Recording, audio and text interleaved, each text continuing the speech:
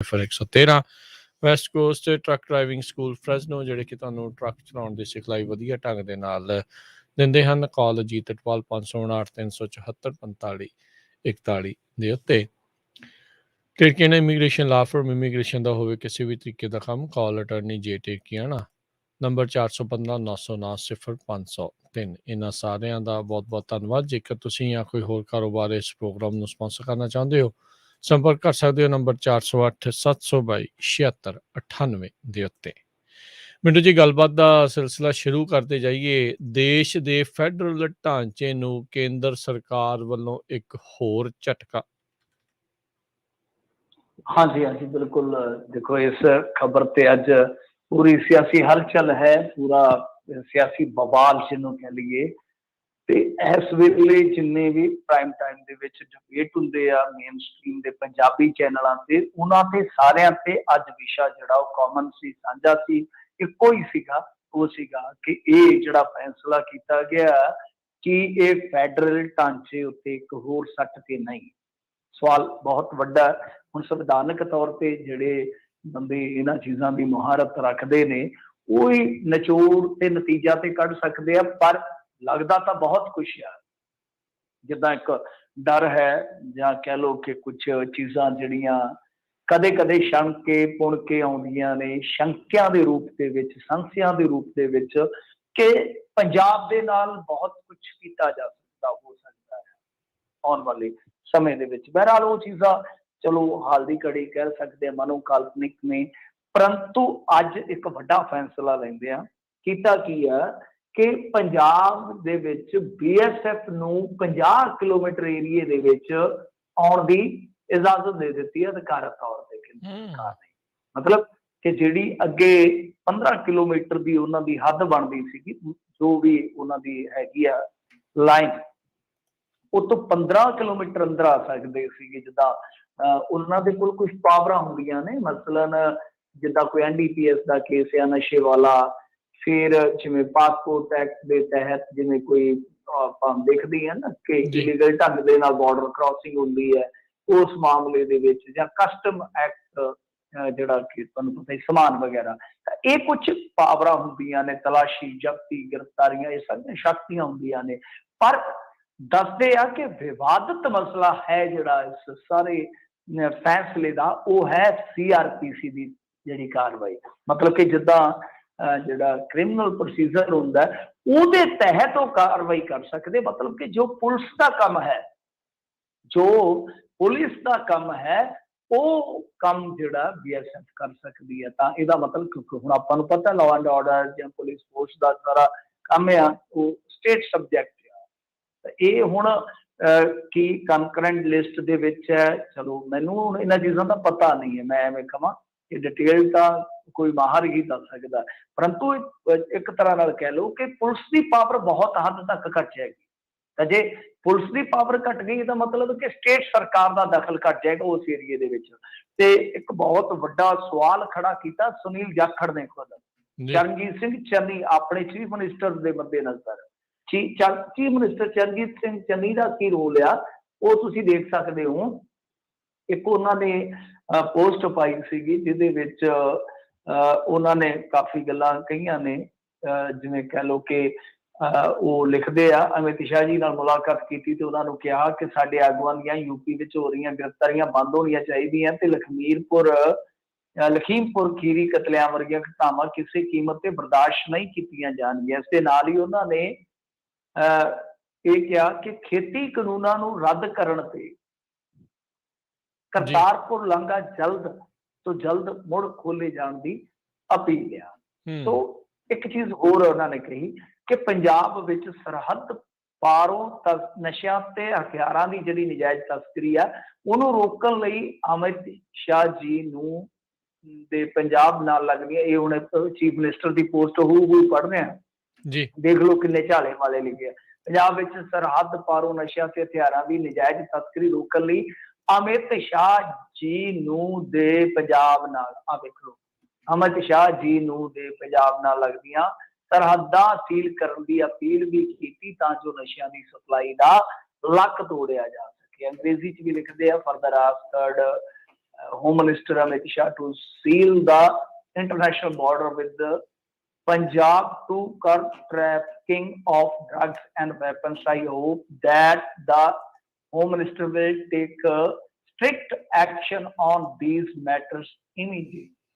ਸੋ ਉਹਨਾਂ ਨੂੰ ਆਪ ਹੁਣ ਕਹਿ ਰਹੇ ਆ ਇਸੇ हाँ जी, मतलब कि ਇਹ ਜਿਹੜੀ ਪੋਸਟ ਹੈ ਜਾਂ ਕਹਿ ਲਓ ਕਿ ਇਹ ਜਿਹੜੀ ਉਹਨਾਂ ਦੀ ਸਟੇਟਮੈਂਟ ਆ ਉਹ ਇਹਨਾਂ ਦੇ ਗੱਲ ਦਾ ਅੱਜ ਫਸਤਾ ਬਣ ਗਈ, ਕਿਉਂਕਿ ਸੁਨੀਲ ਜਾਖੜ ਨੇ ਆਖਿਆ, ਉਹਨੇ ਆਖਿਆ ਤੁਸੀਂ ਕੀ ਕਰ ਦਿੱਤਾ, ਇਹ ਕੀ ਹੈ, ਤੁਹਾਨੂੰ ਪਤਾ ਕਿ ਇੱਕ ਤਰ੍ਹਾਂ ਨਾਲ ਤੁਸੀਂ ਅੱਧਾ ਏਰੀਆ ਜਿਹੜਾ ਪੰਜਾਬ ਦਾ ਅੱਧਾ ਏਰੀਆ ਹੈ 50,000 ਸਕੁਅਰ ਕਿਲੋਮੀਟਰ ਦੇ ਵਿੱਚੋਂ 25,000 ਸਕੁਅਰ ਕਿਲੋਮੀਟਰ ਦੇ ਵਿੱਚ ਉਹਨਾਂ ਨੂੰ ਇਜਾਜ਼ਤ ਦੇ ਦਿੱਤੀ, ਮਤਲਬ ਕਿ ਪੰਜਾਬ ਚੋਂ ਆਪਣਾ ਅਧਿਕਾਰ ਹੀ ਘਟਾ ਲਿਆ ਤੁਸੀਂ।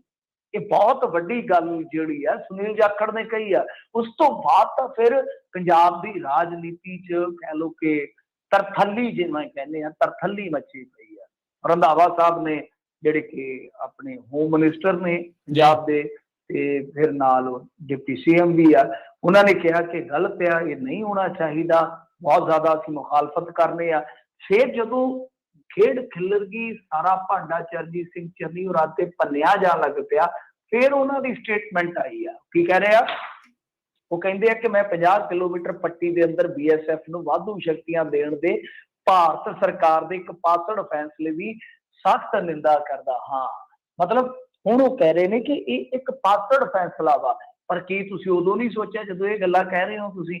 ਤੇ ਕੈਪਟਨ ਅਮਰਿੰਦਰ ਸਿੰਘ ਤੇ ਕਹਿੰਦੇ ਕਿ ਠੀਕ ਹੈ, ਮਤਲਬ ਕਿ ਕਹਿ ਰਹੇ ਆ ਕਿ ਨਸ਼ੇ ਦੀ ਤਸਕਰੀ ਹੋ ਰਹੀ ਹੈ ਜੀ, ਹਥਿਆਰ ਡਿੱਗ ਰਹੇ ਆ, ਉਹ ਤਾਂ ਇਨਡਾਇਰੈਕਟ ਵੇ ਦੇ ਨਾਲ ਕਹਿ ਰਹੇ ਆ ਕਿ ਜਾਇਜ਼ ਹੈ, ਜੋ ਹੋ ਰਿਹਾ ਠੀਕ ਹੋ ਰਿਹਾ। ਤਾਂ ਚਰਨਜੀਤ ਸਿੰਘ ਤੇ ਜਦੋਂ ਸਾਰਾ ਤੋੜਾ ਝੜਨ ਲੱਗਾ ਤਾਂ ਉਹਨਾਂ ਨੇ ਆਪਣੀ ਜਾਨ ਇਹ ਕਹਿ ਕੇ ਛੁਡਾਈ ਕਿ ਮੈਂ ਵੀ ਨਿੰਦਾ ਕਰਦਾ। ਪਰ ਹੁਣ ਇਹ ਦੇਖਣ ਵਾਲੀ ਗੱਲ ਆ ਕਿ ਜੇ ਤੁਸੀਂ ਇਹ ਮੰਨਦੇ ਹੋ, ਸਾਡਾ ਚੀਫ ਮਿਨਿਸਟਰ ਇਹ ਮੰਨਦਾ ਕਿ ਇੱਕ ਪਾਸੜ ਫੈਸਲਾ ਥੋਪ ਦਿੱਤਾ ਗਿਆ। ਦੇਖੋ ਇਹਨਾਂ ਦੇ ਕੋਲ ਕੋਈ ਸ਼ਕਤੀਆਂ ਤੇ ਹੈ ਨਹੀਂ, ਇਹ ਤਾਂ ਆਪਾਂ ਨੂੰ ਵੀ ਪਤਾ ਹੈ, ਪਰੰਤੂ ਰੌਲਾ ਜਿਹੜਾ ਪੈਂਦਾ ਆ ਕਿ ਕੀ ਜੇ ਕੋਈ ਇਸ ਤਰ੍ਹਾਂ ਦਾ ਮਸਲਾ ਕਨਕਰੈਂਟ ਲਿਸਟ ਦਾ ਆਉਂਦਾ ਹੈ ਤਾਂ ਕੀ ਸੂਬਿਆਂ ਦਾ ਉਹਦੇ ਵਿੱਚ ਕੰਸੈਂਟ ਲਿਆ ਗਿਆ? ਇਹ ਵੱਡਾ ਸਵਾਲ ਹੈ। ਤੇ ਇੱਥੇ ਚੀਫ ਮਿਨਿਸਟਰ ਕੀ ਕਹਿ ਰਿਹਾ ਔਨ ਰਿਕਾਰਡ? ਉਹ ਕਹਿ ਰਿਹਾ ਵਾ ਕਿ ਨਹੀਂ ਜੀ, ਇਹ ਇੱਕ ਪਾਸੜ ਫੈਸਲਾ ਵਾ। ਹਾਲਾਂਕਿ ਇਹਨਾਂ ਨੇ ਨਾਲ ਕੁਝ ਹੋਰ ਸਟੇਟ ਵੀ ਰੱਖੇ ਨੇ ਅੱਜ, ਜਿੱਦਾਂ ਬੰਗਾਲ ਹੈ, ਇਸ ਤੋਂ ਇਲਾਵਾ ਜਿਵੇਂ ਨਾਰਥ ਈਸਟ ਦੀਆਂ ਕੁਝ ਸਟੇਟਾਂ ਨੇ, ਮਣੀਪੁਰ, ਮਿਜ਼ੋਰਮ, ਨਾਗਾਲੈਂਡ, ਤ੍ਰਿਪੁਰਾ, ਮੇਘਾਲਿਆ, ਜੰਮੂ ਕਸ਼ਮੀਰ, ਗੁਜਰਾਤ, ਇਹ ਸਾਰੀ ਆ। ਤੇ ਇਹਨਾਂ ਦੇ ਵਿੱਚ ਜਿਵੇਂ ਹੁਣ ਕੁਝ ਗੁਜਰਾਤ ਦੇ ਏਰੀਏ ਦੇ ਵਿੱਚ ਤਾਂ ਪਤਾ ਨਹੀਂ ਮੈਨੂੰ ਕਿ ਘਟਾਇਆ ਕਿ ਵਧਾਇਆ, ਇਹਨਾਂ ਦੇ ਵਿੱਚ ਕਿਸੇ 'ਚ ਵਧਾ ਦਿੱਤਾ, ਕਿਸੇ 'ਚ ਘਟਾ ਦਿੱਤਾ ਏਰੀਆ। ਇਹ ਨਹੀਂ ਹੈ ਇਕੱਲੇ ਪੰਜਾਬ ਦੇ ਵਿੱਚ, ਪਰ ਪੰਜਾਬ ਤੇ ਬੰਗਾਲ, ਇਹਨਾਂ ਦੋਹਾਂ ਸਟੇਟਾਂ ਦਾ ਇਸ ਵੇਲੇ ਬੜਾ ਵਿਵਾਦ ਭਖ ਚੁੱਕਾ ਵਾ। ਕਿਤੇ ਨਾ ਕਿਤੇ ਸਿੱਧੇ ਤੌਰ ਤੇ ਜਿਹੜੇ ਇੰਟਲੈਕਚੁਅਲ ਲੋਕ ਨੇ, ਜਿਹੜੇ ਇਹਨਾਂ ਚੀਜ਼ਾਂ ਨੂੰ ਦੇਖਦੇ ਨੇ, ਵਾਚਦੇ ਨੇ, ਉਹ ਦੱਸ ਰਹੇ ਨੇ ਕਿ ਇਹ ਅਸਲ ਦੇ ਵਿੱਚ ਫੈਡਰਲ ਸਿਸਟਮ ਦਾ ਜਿਹੜਾ ਇਹਨਾਂ ਨੇ ਜਲੂਸ ਪਹਿਲਾਂ ਹੀ ਕੱਢ ਰੱਖਿਆ, ਬਹੁਤ ਹੱਦ ਤੱਕ ਕਮਜ਼ੋਰ ਕਰ ਰਹੇ ਆ। ਤਾਂ ਇਹ ਉਹਦੇ ਤੇ ਬਹੁਤ ਸਟਰੋਂਗ ਵਾਰ ਆ। ਤਾਂ ਹੋ ਸਕਦਾ ਆਉਣ ਵਾਲੇ ਸਮੇਂ ਦੇ ਵਿੱਚ ਬਹੁਤ ਸਾਰੀਆਂ ਦਿੱਕਤਾਂ, ਪਰੇਸ਼ਾਨੀਆਂ ਜਿਹੜੀਆਂ ਪੰਜਾਬ ਨੂੰ ਝੱਲਣੀਆਂ ਪੈਣ। ਹੁਣ ਦੇਖਦੇ ਹਾਂ, ਤਫਸੀਲ ਕੱਲ ਨੂੰ ਪਤਾ ਲੱਗੂਗੀ, ਜਦੋਂ ਬਹੁਤ ਵੱਡੇ ਲੋਕ ਇਹਦੇ ਤੇ ਰਾਏ ਦੇਣਗੇ, ਡਿਬੇਟ ਹੋਣਗੇ, ਆਰਟੀਕਲ ਲਿਖੇ ਜਾਣਗੇ, ਕਿਉਂਕਿ ਆਪਾਂ ਕੋਈ ਵੀ ਮੈਂ ਨਹੀਂ ਸਮਝਦਾ ਗਲਤ ਜਾਣਕਾਰੀ ਦੇ ਕੇ ਜਾਈਏ ਜਿਹੜੀ ਫਿਰ ਮੁੜ ਕੇ ਦਰੁਸਤ ਕਰਨੀ ਪਵੇ। ਸੋ ਹਾਲ ਦੀ ਘੜੀ ਅਪਡੇਸ਼ਨ ਹੀ ਆ, ਪਤਾ ਲੱਗੇਗਾ, ਪੜਾਂਗੇ, ਬਹੁਤ ਬਰੀਕੀ ਦੇ ਨਾਲ ਵੇਖਣਾ ਪਏਗਾ ਕਿ ਕੀ ਜ਼ਰੂਰਤ ਹੈ। ਵੈਸੇ ਤੇ ਦੇਖੋ ਗੱਲ ਇਹ ਆ ਕਿ ਹੁਣ ਕੋਈ ਇੰਨਾ ਜ਼ਿਆਦਾ ਟਿਫਨ ਵਗੈਰਾ, ਕੋਈ ਬੰਬ ਵਗੈਰਾ ਨਹੀਂ ਡਿੱਗ ਰਹੇ ਸੀ। ਉਹ ਅਮਰਿੰਦਰ ਸਿੰਘ ਦੇ ਵੇਲੇ ਹੀ ਰੋਤਾ ਹੀ ਸੀਗੇ, ਚਲੇ ਗਈ ਉਹਨਾਂ ਦੇ ਨਾਲ। ਹਾਂ, ਡਰੱਗ ਦਾ ਇਸ਼ੂ ਹੈ ਜਿਹੜਾ, ਉਹ ਤਾਂ ਦੇਖੋ ਇਹ ਤਾਂ ਸਾਰੇ ਪਾਸੇ ਹੀ ਹੈ। ਇਹ ਕੋਈ ਹੈ ਤਾਂ ਹੈ ਨਹੀਂ ਗਾ ਕਿ ਹੁਣ ਜੇ ਤੁਸੀਂ ਵੇਖੋ ਕਿ ਦਿੱਲੀ ਤਾਂ ਕੋਈ ਬਾਰਡਰ ਦੇ ਨਾਲ ਨਹੀਂ ਲੱਗਦੀ, ਕਿ ਦਿੱਲੀ ਦੇ ਵਿੱਚ ਨਸ਼ਾ ਨਹੀਂ ਹੈ, ਨਸ਼ਾ ਪ੍ਰੋਬਲਮ ਨਹੀਂ ਹੈ ਕਿ ਉੱਥੇ ਵੀ ਤੁਸੀਂ ਫੌਜ ਲਾ ਦੋਗੇ? ਇਹ ਬਹੁਤ ਵੱਡੀਆਂ ਗੱਲਾਂ ਨੇ, ਇਹ ਕੋਈ ਛੋਟੀਆਂ ਗੱਲਾਂ ਨਹੀਂ, ਕਿਉਂਕਿ ਡਰ ਅੱਗੇ ਮਾਰਦਾ ਆ। ਆਉਣ ਵਾਲੇ ਸਮੇਂ ਦੇ ਵਿੱਚ ਪੰਜਾਬ ਨਾਲ ਕੋਈ ਬਹੁਤ ਵੱਡੀ ਗੇਮ ਲੱਗ ਸਕਦੀ ਹੈ। ਦੇਖੋ ਯਾਰ, ਮੈਂ ਡਰਾਉਣ ਵਾਸਤੇ ਨਹੀਂ ਕਹਿ ਰਿਹਾ। ਜਿਵੇਂ ਰਾਸ਼ਟਰਪਤੀ ਰਾਜ ਦਾ ਸਵਾਲ ਆਉਂਦਾ ਸੀ ਤਾਂ ਮੈਂ ਤੁਹਾਨੂੰ ਕਹਿੰਦਾ ਸੀ ਨਹੀਂ, ਕੁਛ ਨਹੀਂ ਹੋਏਗਾ। ਤਾਂ ਵੇਖ ਲਓ, ਬਿਲਕੁਲ ਇਲੈਕਸ਼ਨ ਦੇ ਨੇੜੇ ਆ ਕੇ ਕੁਛ ਨਹੀਂ ਹੋਇਆ। ਫਿਰ ਇਸ ਤੋਂ ਇਲਾਵਾ ਜਦੋਂ ਕਿਹਾ ਗਿਆ ਸੀਗਾ ਕਿ ਆਰਮੀ ਸੱਦ ਕੇ ਜੀ ਕਿਸਾਨ ਮੋਰਚਾ ਚੁਕਾਇਆ ਜਾ ਸਕਦਾ, ਮੈਂ ਉਸ ਦਿਨ ਵੀ ਕਿਹਾ ਸੀਗਾ ਤੱਥਾਂ ਦੇ ਨਾਲ ਕਿ ਉਸ ਅਖਬਾਰ ਨੇ ਸਟੋਰੀ ਪਲਾਂਟ ਕੀਤੀ ਹੈ। ਫਿਰ ਜਦੋਂ ਚੱਲਿਆ ਸੀ ਕਰੋਨਾ, ਕਿ ਉਹ ਕਰੋਨਾ ਦੇ ਬਹਾਨੇ ਚੁਕਾ ਸਕਦੇ, ਉਸ ਟਾਈਮ ਵੀ ਆਪਾਂ ਕਿਹਾ ਸੀਗਾ। ਪਰ ਹੁਣ ਜੋ ਪਰਿਸਥਿਤੀਆਂ ਬਣ ਰਹੀਆਂ, ਹੁਣ ਜਿਸ ਤਰ੍ਹਾਂ ਸਾਬਕਾ ਚੀਫ ਮਿਨਿਸਟਰ ਜਾਂ ਮੌਜੂਦਾ ਚੀਫ ਮਿਨਿਸਟਰ ਸੈਂਟਰ ਦੇ ਥੱਲੇ ਐ ਜਿੱਦਾਂ ਕਹਿ ਲਓ ਕਿ ਥੱਲੇ ਲਿਫ ਕੇ ਚੱਲ ਰਹੇ ਆ, ਉਹ ਤੋਂ ਸੰਕੇਤ ਬਹੁਤ ਹੱਦ ਤੱਕ ਮਿਲ ਰਹੇ ਆ ਕਿ ਆਉਣ ਵਾਲਾ ਸਮਾਂ ਪੰਜਾਬ ਵਾਸਤੇ ਸ਼ਾਇਦ ਜੇ ਸੈਂਟਰ ਦੇ ਟਕਰਾਅ ਵਾਲੇ ਪੱਖ ਤੋਂ ਦੇਖੀਏ ਤਾਂ ਉਸ ਕਹਾਣੀ ਦੇ ਪੱਖ ਤੋਂ ਮੈਨੂੰ ਲੱਗਦਾ ਕਿ ਪੰਜਾਬ ਜਿਹੜਾ ਆ ਉਹ ਕਿਸੇ ਨਾ ਕਿਸੇ ਉਲਝਣ ਚ ਉਲਝਾਇਆ ਜ਼ਰੂਰ ਜਾਏਗਾ। ਹੋ ਸਕਦਾ ਹੈ ਮੇਰਾ ਤੌਖਲਾ ਗਲਤ ਹੋਵੇ, ਪਰ ਲੱਗਦਾ ਇਹੋ ਆ ਕਿ ਬਹੁਤ ਕੁਝ ਵੱਡਾ ਵਾਪਰਨ ਵਾਲਾ ਹੋ ਸਕਦਾ। ਜੀ, ਜੀ, ਸੁਗਬਗਾਹਟ ਜਿਹੜੀ ਆ ਉਹ ਨਜ਼ਰ ਆ ਰਹੀ ਹੈਗੀ ਆ।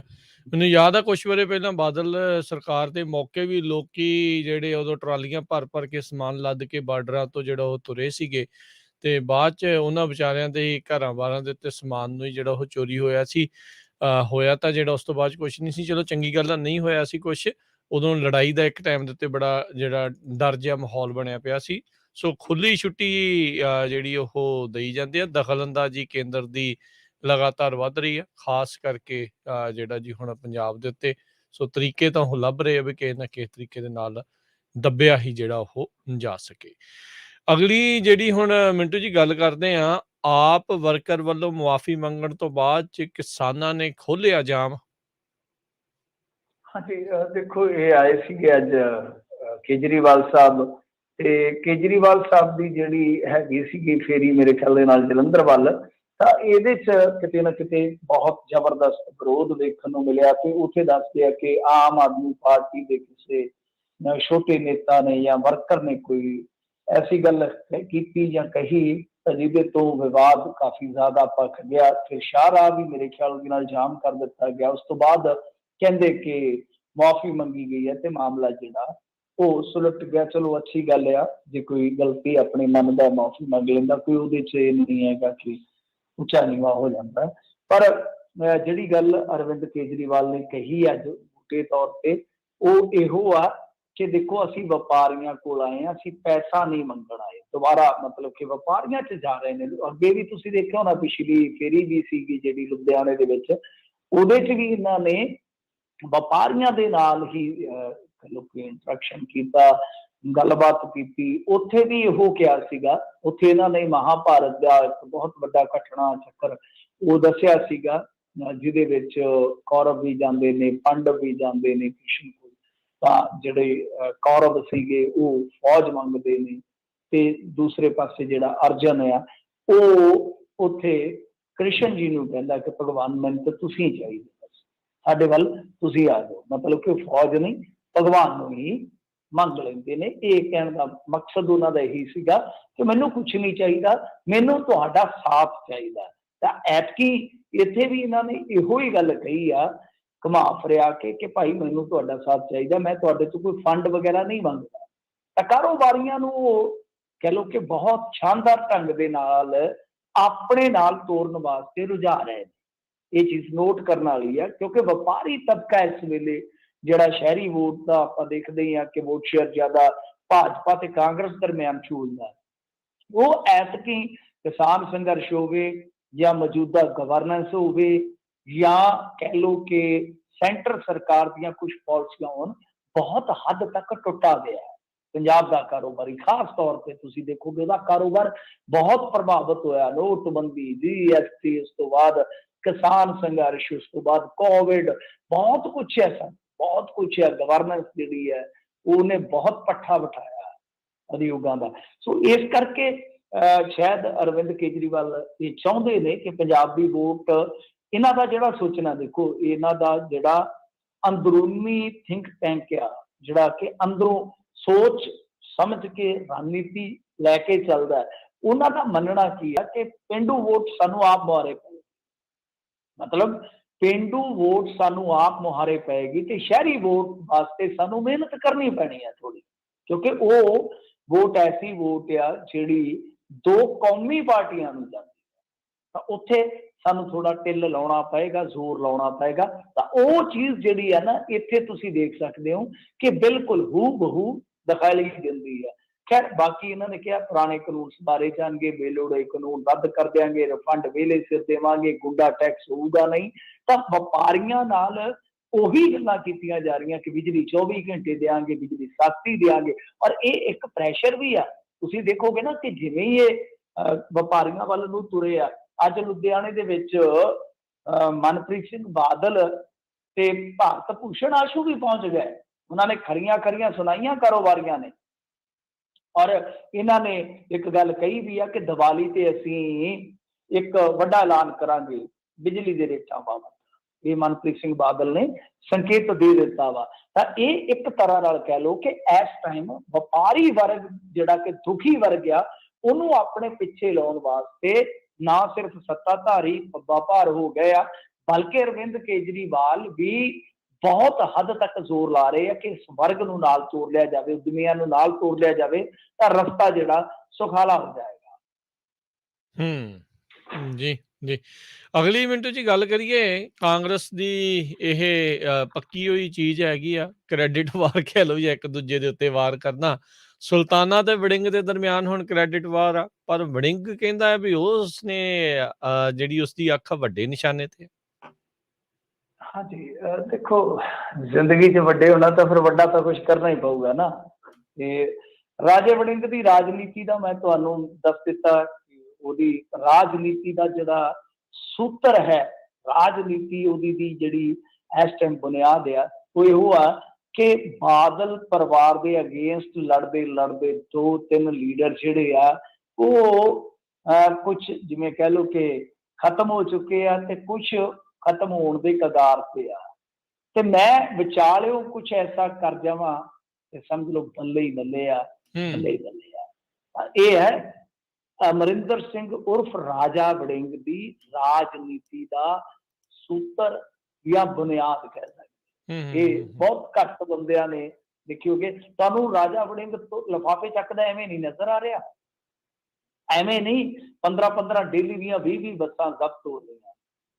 ਸਰ ਐਤਵਾਰ ਅਫਸਰ ਸੱਦੇ ਗਏ ਨੇ, ਆਫ ਦੀ ਰਿਕਾਰਡ ਪਤਾ ਲੱਗਾ ਐਤਵਾਰ ਟਰਾਂਸਪੋਰਟ ਡਿਪਾਰਟਮੈਂਟ ਦੇ ਵਿੱਚ ਅਫਸਰ ਸੱਦੇ ਗਏ ਆ, ਫੋਨ ਉਹਨਾਂ ਦੇ ਰਖਾ ਲਏ ਗਏ, ਰੋਟੀ ਉੱਥੇ ਦਿੱਤੀ ਗਈ, ਚਾਹ ਉੱਥੇ, ਪਾਣੀ ਉੱਥੇ, ਬਾਹਰ ਜਾਣ ਹੀ ਨਹੀਂ ਦਿੱਤਾ। ਗੇਟ ਤੇ ਕਹਿ ਦਿੱਤਾ ਗਿਆ ਅੰਦਰੋਂ ਬਾਹਰ ਨਾ ਤੇ ਬਾਹਰੋਂ ਅੰਦਰ ਨਾ। ਐਤਵਾਰ ਫਾਈਲਾਂ ਫਰੋਲੀਆਂ ਗਈਆਂ, ਸੋਮਵਾਰ ਮੰਗਲਵਾਰ ਤੱਕ ਫਾਈਲਾਂ ਫਰੋਲੀਆਂ ਗਈਆਂ।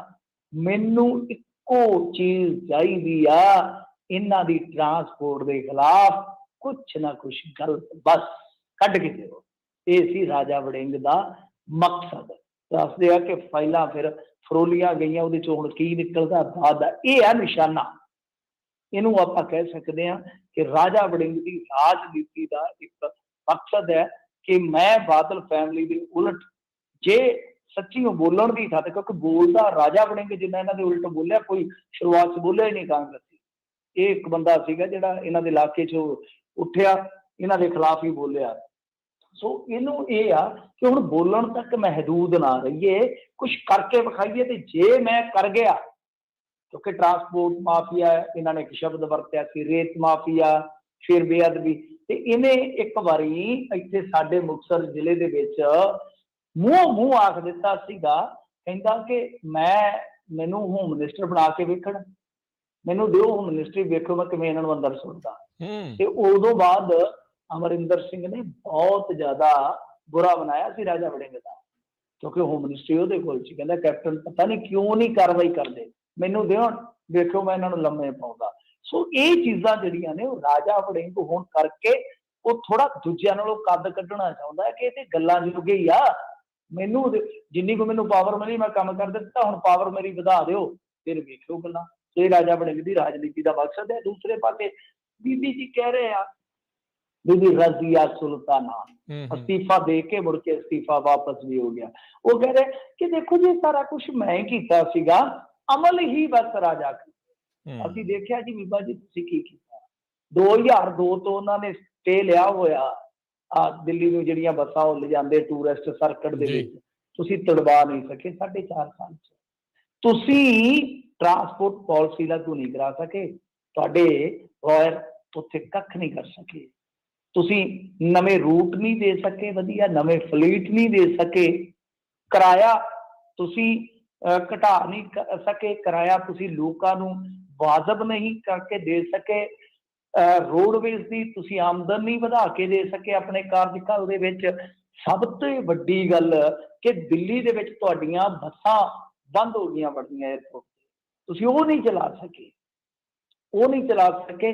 ਕੱਚੇ ਜਿਹੜੇ ਰੋਡਵੇਜ਼ ਦੇ ਇੱਕ ਕਾਮੇ ਸੀਗੇ ਉਹਨਾਂ ਨੂੰ ਤੁਸੀਂ ਪੱਕੇ ਨਹੀਂ ਕਰਕੇ ਗਏ। ਕੀ ਕੀਤਾ ਸਮਝ ਤੋਂ ਪਰੇ ਦੀ ਗੱਲ, ਕੁਛ ਨਹੀਂ ਕੀਤਾ ਗਿਆ। ਔਰ ਰਾਜਾ ਵੜਿੰਗ ਵੀ ਦੇਖੋ, ਠੀਕ ਆ, ਉਹਦਾ ਇੱਕੋ ਇੱਕ ਮਕਸਦ ਬਾਦਲ ਫੈਮਿਲੀ ਦਾ ਨੁਕਸਾਨ ਕਰਨਾ ਉੱਤੇ ਜਾਪਦਾ ਹੀ ਆ।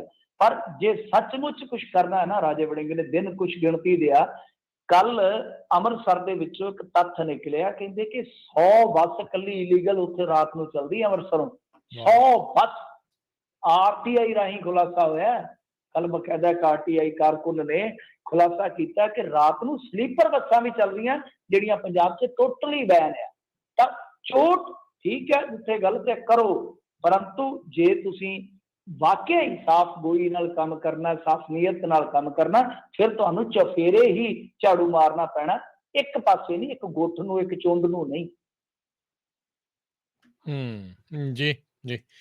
ਅਗਲੀ ਗੱਲ ਕਰੀਏ, ਆਰਿਅਨ ਖਾਨ ਕੋਲੋਂ ਨਸ਼ੀਲੇ ਪਦਾਰਥ ਬਰਾਮਦ ਨਹੀਂ ਹੋਏ, ਐਨਸੀਬੀ ਨੇ ਹੁਣ ਇਹ ਬਿਆਨ ਦਿੱਤਾ ਹੈ। ਹਾਂਜੀ, ਇਹ ਦੇਖੋ, ਅਜੀਤ ਅਖਬਾਰ ਨੇ ਮਤਲਬ ਕਿ ਜਿਹੜੀ ਇਹਨਾਂ ਦੀ ਡਿਜੀਟਲ ਵੈਬਸਾਈਟ ਆ, ਉਹਨਾਂ ਨੇ ਅੱਜ ਇਹ ਪਾਈ ਹੋਈ ਸੀਗੀ ਖਬਰ। ਤੇ ਉਹਦੇ ਚ ਕੀ ਹੁੰਦਾ ਕਿ ਇਸ ਤਰ੍ਹਾਂ ਦੀਆਂ ਜਿਹੜੀਆਂ ਸਾਡੀਆਂ ਪੰਜਾਬੀ ਵੈਬਸਾਈਟਾਂ ਨੇ ਤਫਸੀਲ ਨਹੀਂ ਦਿੰਦੀਆਂ।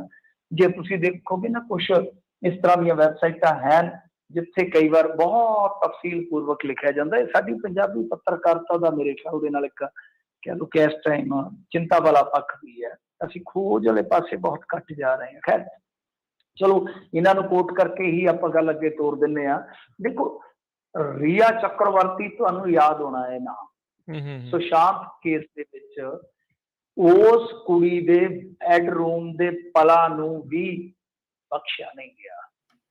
ਔਰ ਇੱਕ ਉਹ ਜਿਹੜਾ ਹੈਗਾ, ਜਿਹੜਾ ਆਪ ਜੇਲ੍ਹ ਯਾਤਰਾ ਕਰਕੇ ਆਇਆ ਵਾ, ਉਸ ਬੰਦੇ ਨੇ ਤੇ ਜੋ ਹੱਦ ਕੀਤੀ ਆ, ਮੇਰੇ ਖਿਆਲ ਦੇ ਨਾਲ ਕਹਿ ਲਓ ਕਿ ਗਲੀ ਦਾ ਕੋਈ ਮਵਾਲੀ ਵੀ ਨਹੀਂ ਇਸ ਤਰ੍ਹਾਂ ਕਿਸੇ ਨਾਲ ਕਰਦਾ ਜਿਸ ਤਰ੍ਹਾਂ ਉਹਨੇ ਕੀਤਾ। ਔਰ ਬਾਅਦ ਦੇ ਵਿੱਚ ਕੀ ਹੋਇਆ, ਜਦੋਂ ਜ਼ਮਾਨਤ ਮਿਲੀ, ਬਹਿਸ ਹੋਈ, ਰੀਆ ਚੱਕਰਵਰਤੀ ਦਾ ਕੁਛ ਵੀ ਨਹੀਂ ਨਿਕਲਿਆ, ਕੁਛ ਵੀ ਨਹੀਂ ਨਿਕਲਿਆ। ਉਹ ਤੇ ਸੁਸ਼ਾਂਤ ਨੂੰ ਬਚਾਉਂਦੀ ਬਚਾਉਂਦੀ ਫਸ ਗਈ। ਮੋਹ ਸੀਗਾ ਤੇ ਉਹ ਸੀਗਾ, ਠੀਕ ਹੈ, ਉਹਨੂੰ ਹਟਾਉਂਦੀ ਸੀ, ਪਰ ਉਹਦੀ ਬਦਕਿਸਮਤੀ ਹੈ। ਤਾਂ ਕੁਛ 5 ਗ੍ਰਾਮ ਗਾਂਜਾ, 7 ਗ੍ਰਾਮ ਗਾਂਜਾ ਤੇ ਉਸ ਕੁੜੀ ਦਾ ਜੋ ਕਰੈਕਟਰ ਅਸੈਸੀਨੇਟ ਕੀਤਾ ਗਿਆ ਆਪਣੇ ਕੋਲ ਆ, ਉਹ ਇਨਸਾਨ ਭੁੱਲਣੀ ਨਹੀਂ ਚਾਹੀਦੀ ਕਦੇ। ਹੁਣ ਇਸ ਮੁੰਡੇ ਦਾ ਜੋ ਹਾਲ ਕੀਤਾ ਹੈ, ਦੇਖੋ ਯਾਰ ਕਿੰਨਾ ਗਿਰਿਆ ਸਾਡਾ ਮੀਡੀਆ ਹੈ। ਕਹਿੰਦੇ ਜੀ 2 ਦਿਨ ਤੋਂ ਟਾਇਲਟ ਨਹੀਂ ਗਿਆ ਜੇਲ੍ਹ। ਮੈਨੂੰ ਦੱਸੋ ਇਹ ਇਨਫੋਰਮੇਸ਼ਨ ਤੁਹਾਡੇ ਕੋਲ ਕਿੱਥੋਂ ਪਹੁੰਚੀ ਹੈ ਬਾਈ? ਹੁਣ ਉੱਥੇ ਤੁਸੀਂ 5-7 ਬੰਦੇ ਬਿਠਾਏ ਬੈਰਕ ਦੇ ਵਿੱਚ ਜਿਹੜੇ ਨੋਟ ਕਰਦੇ ਆ ਕਿ ਉਹਨੇ ਪਿਸ਼ਾਬ ਕਦ ਕੀਤਾ, ਉਹ ਟਾਇਲਟ ਕਦ ਗਿਆ। ਹੱਦ ਆ ਯਾਰ, ਉਹਨੂੰ ਉਬਾਸੀ ਕਿੱਥੇ ਆਈ ਆ? ਕਿੰਨਾ ਮਿਆਰ ਡਿੱਗੇਗਾ। ਮਤਲਬ ਅਖੇ ਜੀ ਉਹ ਬਿਸਕੁਟ ਖਾ ਰਿਹਾ, ਉਹਦੇ ਕੋਲ 3 ਬੋਤਲਾਂ ਪਾਣੀ ਦੀਆਂ ਬਾਕੀ ਹੈ। ਓਹੋ, ਮੈਂ ਕਹਿੰਦਾ ਇੰਨੀ ਹਾਸੋਹੀਣੀ, ਇੰਨੀ ਬੇਢਵੀ ਪੱਤਰਕਾਰੀ ਯਾਰ। ਕੋਈ ਡਿੱਗਣ ਦਾ ਵੀ ਤਾਂ ਮਿਆਰ ਹੁੰਦਾ ਹੈ ਨਾ, ਕਿ ਥੋੜਾ ਬਹੁਤਾ ਡਿੱਗ ਲੋ ਯਾਰ। ਤੁਸੀਂ ਕਿਤੇ ਪਤਾਲਾਂ ਦੇ ਪਤਾਲ ਹੀ ਟੱਪ ਗਏ।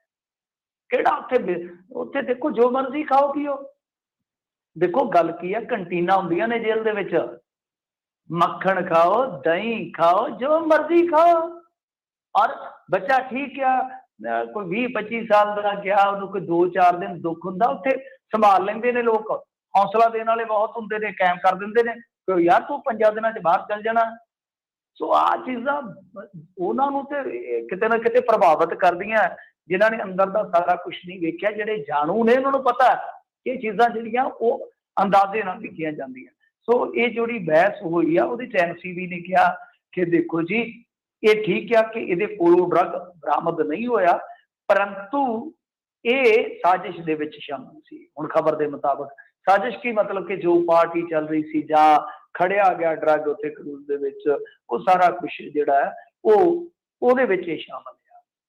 ਹੁਣ ਵੇਖੋ, ਇਸ ਚੀਜ਼ ਨੂੰ ਸਾਬਤ ਕਰਨਾ ਬਹੁਤ ਔਖਾ ਹੁੰਦਾ ਹੈ। ਸਾਜ਼ਿਸ਼ ਦੇ ਵਿੱਚ, ਹਾਂ ਕਿਸੇ ਕੋਲ ਡਰੱਗ ਬਰਾਮਦ ਹੁੰਦਾ ਇੱਕ ਵੱਖਰੀ ਗੱਲ ਆ, ਉਹ ਸਾਜ਼ਿਸ਼ ਦੇ ਵਿੱਚ ਸ਼ਾਮਲ ਆ, ਉਹਦੇ ਵਾਸਤੇ ਬਹੁਤ ਮਹੀਨ ਇਨਵੈਸਟੀਗੇਸ਼ਨ ਚਾਹੀਦੀ ਆ। ਔਰ ਇਹਨਾਂ ਦੀ ਇਨਵੈਸਟੀਗੇਸ਼ਨ ਤੇ RSS ਵਾਲੇ ਕਰਦੇ ਪਏ ਸੀ, ਤੁਹਾਨੂੰ ਪਤਾ ਹੀ ਆ ਨਾ। ਉਹ ਇੱਕ ਗੰਜਾ ਜਿਹਾ ਉਹ ਘੜੀਸ ਕੇ ਲਿਆਇਆ ਜਿਹੜਾ ਆਰੀਅਨ ਨੂੰ, ਉਹ ਬੰਦਾ ਖੁਦ ਵਾਂਟਡ ਹੈ ਸਾਹਿਬ।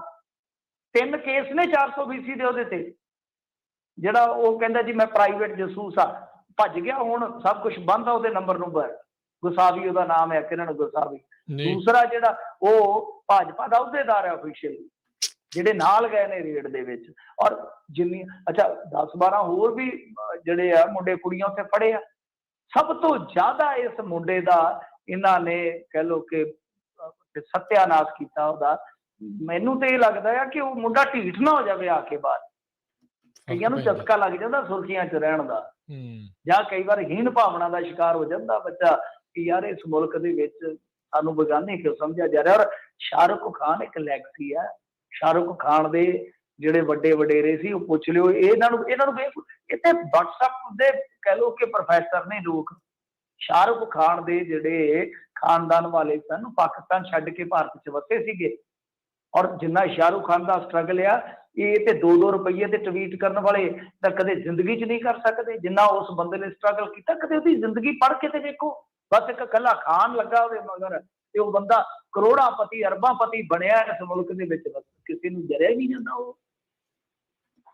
ਜੀ ਜੀ ਜੀ, ਇਹ ਤਾਂ ਬੜਾ ਆਮ ਜਿਹਾ ਵਰਤਾਰਾ ਜਿਹੜਾ ਮਿੰਟੂ ਜੀ ਇਹ ਹੋ ਰਿਹਾ ਆ, ਵੀ ਜਿਹਦੇ ਨਾਲ ਲਾਗਡਾਟ ਆ, ਬਸ ਉਹਦੇ ਦੁਆਲੇ ਜਿਹੜਾ ਉਹ ਹੋਏ ਰਹਿੰਦੇ ਆ।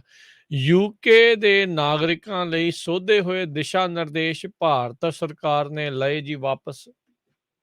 ਹਾਂਜੀ, ਮੁੱਕਦੀ ਗੱਲ ਇਹ ਆ ਕਿ ਕੁਆਰੰਟੀਨ ਖੇਡੀ ਜਾਂਦੇ ਸੀ ਨਾ ਆਪਸ ਦੇ ਵਿੱਚ ਦੋਨੇ ਮੁਲਕ, ਤਾਂ ਉਹ ਖੇਡ ਬੰਦ ਹੋ ਗਈ ਆ। ਉਹਨਾਂ ਨੇ ਵਾਪਸ ਲੈ ਲਿਆ ਆਰਡਰ, ਤਾਂ ਇਹਨਾਂ ਨੇ ਵੀ ਵਾਪਸ ਲੈ ਲਿਆ। ਤਾਂ ਮੇਰੇ ਖਿਆਲ ਦੇ ਨਾਲ ਜਿਹੜੀ ਹੁਣ ਹਾਕੀ ਤੇ ਦਾਦ ਦਿਖੀ ਸੀ, ਉਹ ਵੀ ਵਾਪਸ ਲੈ ਲੈਣੀ ਚਾਹੀਦੀ ਆ, ਕਿਉਂਕਿ ਉਹ ਆਂਦੇ ਹੁੰਦੇ ਝੋਟਿਆਂ ਦੇ ਭੇਡ ਦੇ ਵਿੱਚ ਮਲਿਆਂ ਦਾ ਸੱਤਿਆਨਾਸ਼।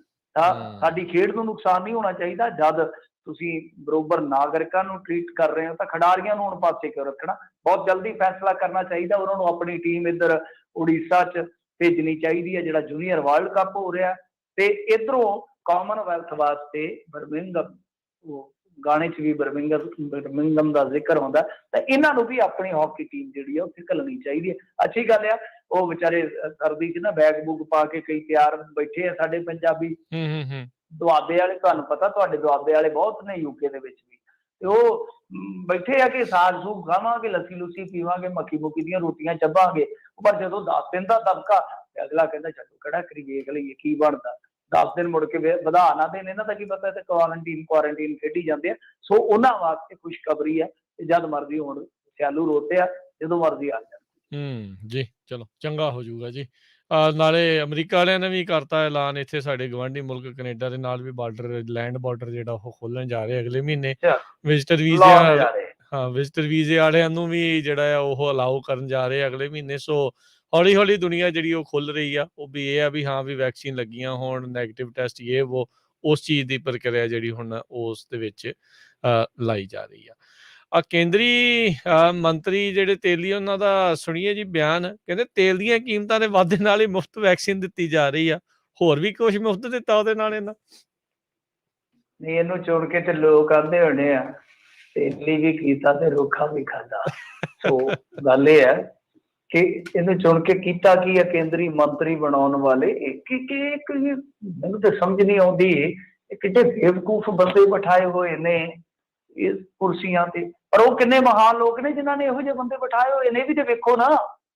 ਉਹ ਇੱਕ ਪਾਕਿਸਤਾਨ ਦੇ ਵਿੱਚ ਉਹ ਕਹਿ ਲਓ ਪਾਕਿਸਤਾਨ ਦਾ ਬੱਬੂ ਮਾਨ ਆ ਸਟਾਈਲ ਉਹਦਾ, ਜਿਵੇਂ ਬੱਬੂ ਮਾਨ ਦਾ ਨਹੀਂ ਹੁੰਦਾ ਪਿਆਸ ਕੈਸਟ ਦੇ ਵਿੱਚ ਸੀਗਾ ਉਹਦਾ, ਲੰਬੇ ਲੰਬੇ ਵਾਲਾਂ ਵਾਲਾ। ਉਹਨੇ ਲੰਬੇ ਵਾਲ ਮੇਰੇ ਵਾਂਗੂ ਹੈ ਤੇ ਡੱਬ ਖੜੱਬਾ ਜਿਹਾ ਹੋਇਆ ਪਿਆ, ਚਿੱਟੇ ਵਾਲ ਨੇ।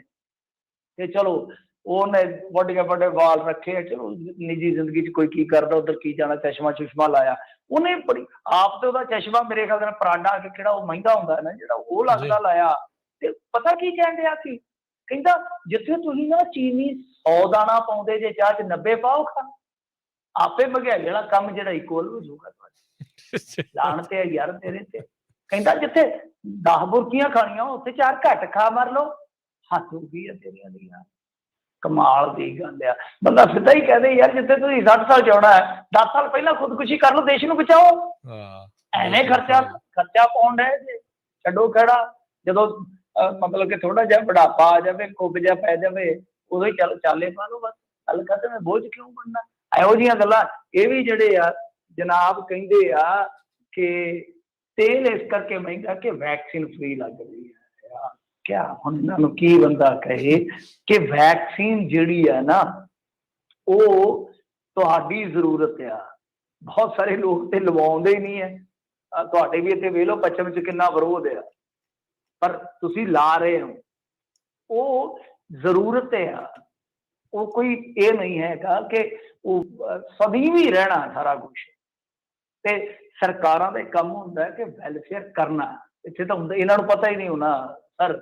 ਇਹਨਾਂ ਨੂੰ ਤੇ ਬੰਨ ਕੇ ਕਿਤੇ ਜਹਾਜ਼ ਦੇ ਵਿੱਚ ਲੈ ਜਾਏ ਕਿ ਐਵੇਂ ਘੁੰਮਦੇ ਫਿਰਦੇ ਜੇ ਵਾਪਰ ਆ ਜਾਓ, ਤੁਹਾਨੂੰ ਕੁਛ ਨਾ ਕੁਛ ਚੰਗਾ ਵਿਖਾ ਕੇ ਲਿਆਈਏ। ਫਿਰ ਇਹਨਾਂ ਨੂੰ ਸੰਸਦ ਦੇ ਵਿੱਚ ਲਿਜਾਇਆ ਜਾਵੇ, ਯੂਕੇ ਦੇ ਵਿੱਚ ਹਾਊਸ ਆਫ ਕਾਮਨਸ ਦੇ ਵਿੱਚ, ਹਾਊਸ ਆਫ ਲਾਰਡਸ ਦੇ ਵਿੱਚ ਵਿਖਾਇਆ ਜਾਵੇ। ਚੰਗੇ ਡਿਬੇਟ ਜਿਹੜੇ ਹੁੰਦੇ ਆ ਜਿਨ੍ਹਾਂ ਨੂੰ US ਦੇ ਵਿੱਚ ਆਪਾਂ ਪ੍ਰੈਜ਼ੀਡੈਂਸ਼ੀਅਲ ਡਿਬੇਟ ਕਹਿੰਦੇ ਆ, ਉਹ ਦਿਖਾ ਦੂ ਕੋਈ ਲਿਆਂਦਾ ਹੋਵੇ ਨਾ ਮਾੜਾ ਮੋਟਾ ਕਿ ਕਿੱਥੇ ਵੱਸਦੀ ਹੈ ਦੁਨੀਆ। ਖੋਤਿਓ ਮਾੜਾ ਮੋਟਾ ਪਤਾ ਕਰ ਲਓ ਕਿ ਕੀ ਵੈਲਫੇਅਰ ਕੀ ਹੁੰਦਾ, ਹੈਲਥ ਕੀ ਹੁੰਦਾ, ਟੈਕਸ ਲੈਣਾ ਵੀ ਹੁੰਦਾ।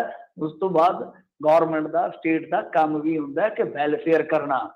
ਇਹਦਾ ਮਤਲਬ ਇਹ ਨਹੀਂ ਹੈ ਕਿ ਵੈਲਫੇਅਰ ਦੇ ਬਦਲੇ ਤੁਸੀਂ ਤੇਲ 300 ਰੁਪਏ ਨੂੰ ਲੀਟਰ ਦੇ ਕੇ ਤੇ ਕਹਿ ਦਿਓ ਕਿ ਹਾਂ ਕੋਈ ਗੱਲ ਨਹੀਂ ਹੈ ਜੀ, ਤੁਹਾਨੂੰ ਆਪਾਂ ਥੋੜਾ ਬਹੁਤਾ ਨਾ 5 ਕਿਲੋ ਅਨਾਜ ਵੀ ਤਾਂ ਫ੍ਰੀ 'ਚ ਦਿੰਦੇ ਆ ਨਾ ਇਹਦੇ ਬਦਲੇ।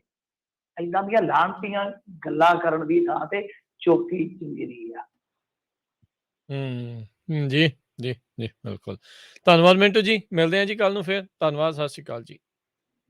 ਸਤਿ ਸ੍ਰੀ ਅਕਾਲ ਜੀ। ਤੇ ਇੱਥੇ ਸਾਡੇ ਅੱਜ ਦੇ ਪ੍ਰੋਗਰਾਮ ਦੀ ਸਮਾਪਤੀ। ਅਗਲੀ ਵਾਰ ਤੱਕ ਲਈ ਵੀ ਇਜਾਜ਼ਤ। ਮੇਰੇ ਵੱਲੋਂ ਵੀ ਸਭ ਨੂੰ ਪਿਆਰ ਭਰੀ ਸਤਿ ਸ਼੍ਰੀ ਅਕਾਲ। ਸੁਣਦੇ ਰਹੋ ਪੰਜਾਬੀ ਰੇਡੀਓ USA।